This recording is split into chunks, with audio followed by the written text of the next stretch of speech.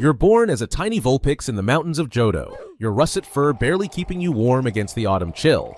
Your mother, a magnificent Ninetales with 9 flowing tails, watches over you with ancient eyes that seem to hold centuries of secrets. She teaches you to hunt, to use your flames, to survive. But there's something she never tells you about evolution, something the old legends whisper but most humans never understand. The curse of time. When you're still young, maybe 2 years old in human terms, you meet him. A boy, barely 16, with calloused hands and determined eyes. He's training to be a warrior, practicing sword forms beneath the cherry blossoms when you first see him. You're hungry, alone after your mother disappeared one winter night, and this human boy shares his rice with you. He names you Kitsune. Not very original, but the way he says it makes it sound like poetry. He trains with you, shares his dreams of becoming a great samurai, protects you from the other village children who throw stones. When Team Rocket grunts try to capture you, he stands between you and them with nothing but a wooden practice sword. That's when you know. This human is yours to protect. You evolve for him, not because you have to, but because you want to be strong enough to keep him safe. The Firestone burns through your body like liquid starlight, and suddenly you're magnificent. 6 tails become 9. Your power multiplies beyond what most Pokémon ever achieve. You're beautiful, deadly, and completely devoted to this boy who shared his lunch with a scared little fox. But evolution comes with a price nobody mentions in the Pokédex entries. Years pass like seasons changing.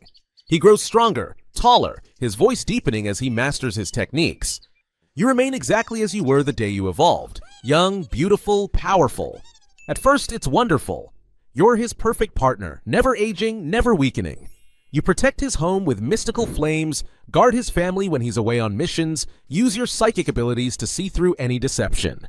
The villagers whisper about the bond between you, how you can communicate without words, how you always know when he's in danger, appearing like smoke to fight beside him. They call it magical, this connection between human and Pokémon. They have no idea how magical it really is, or how cursed.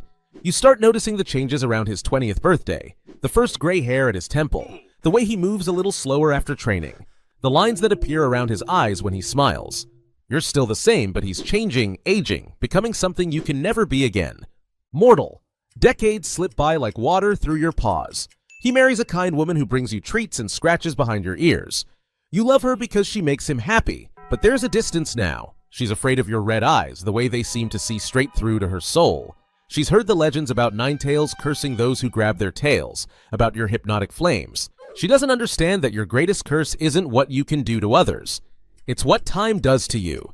They have children, and you love them fiercely. You watch over the house while he's away, your flames keeping intruders at bay, your psychic powers sensing danger before it arrives. The children grow up calling you their guardian, never knowing that inside your immortal body, you're screaming. Because you can see what's coming. Your psychic abilities show you glimpses of the future stretching out before you like an endless winter. And he's not in it. His hair turns silver, his hands shake when he tries to hold his sword. His children have children of their own, and still you remain unchanged. Still young, still waiting for a tomorrow that will never come the way you want it to. The weight of watching. You try to prepare yourself. You know this day will come, but knowing and experiencing are different things entirely. When he's 60, confined to his bed, surrounded by grandchildren who barely remember when he could walk, you curl up beside him one last time.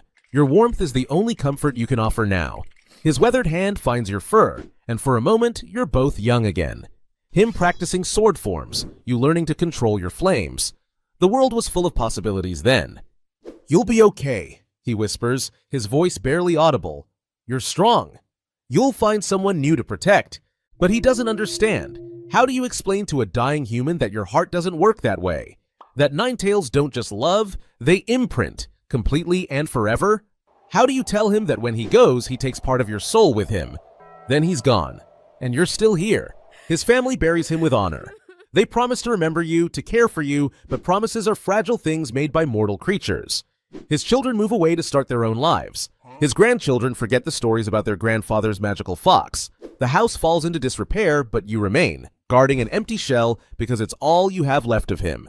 You could leave, you could find a new trainer, start over, love again. But that's the cruelest part of your curse. You remember everything. Every laugh, every shared meal, every quiet moment when it was just you and him against the world. Your psychic abilities make the memories vivid, perfect, inescapable. How do you love someone new when your heart is already full of someone who's been dust for 50 years? Seasons turn to years. Years turn to decades. The village changes, grows, modernizes. New people move into the old house, and they whisper about the beautiful Ninetales who appears in the garden at sunset, waiting for someone who will never return. Some try to befriend you. They leave offerings of food, speak to you in gentle voices, try to coax you inside during storms, but you see through their kindness to the fear underneath.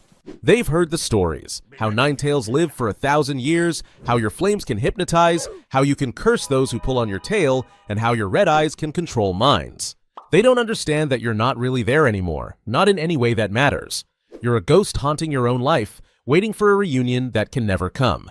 A century passes, then 2. The house is torn down and rebuilt. The village becomes a town, then a city. Technology advances beyond anything he could have imagined. Electric lights, automobiles, televisions, computers. Children dare each other to approach you. Researchers try to study you. Trainers attempt to capture you with Pokeballs and promises of adventure. But their Pokeballs pass right through you like you're made of mist. Not because you're a ghost, but because you're already caught. Your heart belongs to a trainer who's been gone for lifetimes. You watch the world change around you. Wars come and go. Governments rise and fall. New Pokémon are discovered, new technologies invented, but none of it touches you. You exist in a bubble of memory, frozen in a moment that ended centuries ago. This is the secret they don't tell you about evolution, about power, about the gift of immortality. They don't tell you that living forever means watching everything you love wither and die. They don't tell you that your greatest strength, your ability to love completely, obsessively, eternally, becomes your greatest weakness. You are Ninetales. You are beautiful, powerful, and cursed to remember.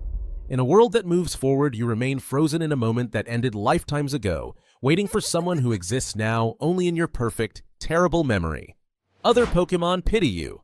Alakazam, with their vast intelligence, understand your pain but can offer no solution. Celebi, who can travel through time, refuses to change the past. Some things, the Forest Guardian tells you, are meant to be endured, not escaped. And so you wait. You appear in the garden at sunset, your golden fur catching the dying light. You curl beneath the cherry blossoms where he used to practice, your 9 tails spread like a fan of silk and sorrow. You watch the seasons change, the years pass, the world transform. Sometimes in your dreams, he's young again. You're both young, and the future stretches ahead full of promise instead of pain. But you always wake up, and he's still gone, and you're still here. The cruelest part? You wouldn't change a thing, because those few short decades with him were worth an eternity of waiting. Even if that eternity never ends, you are Ninetales. You are immortal, powerful, and completely, utterly alone. And in a world that celebrates the bonds between humans and Pokémon, nobody talks about what happens when those bonds become chains that bind you to ghosts. It sucks to be a Ninetales. But then again, it sucks to love anything mortal when you're cursed to live forever. Even if that love was the most beautiful thing you'll ever experience. Even if you do it all again. Even if the waiting never, ever ends.